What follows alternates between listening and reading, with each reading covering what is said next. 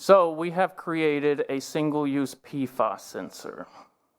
It is very similar in form to the single-use lead sensor I showed you before. That's how that was relevant. And also they just wanted me to kind of show that off too. But this is also used as a screening tool.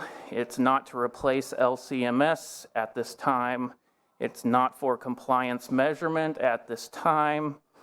It uses bio-inspired electrochemical detection. Over here I have a little exploded diagram of it. You've got the substrate. We're partial to Kapton, but we've also used things like alumina. It doesn't matter a whole lot, I don't think. You got the electrodes.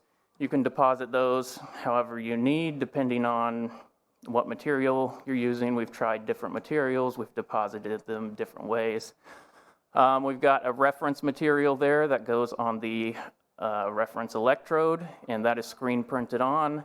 We screen print on an encapsulation to keep the water right where we need it.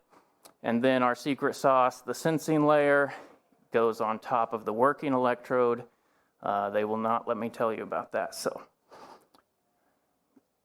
this thing gives real-time monitoring results in about 5 minutes, and it is aligned with regulatory relevant PFAS levels.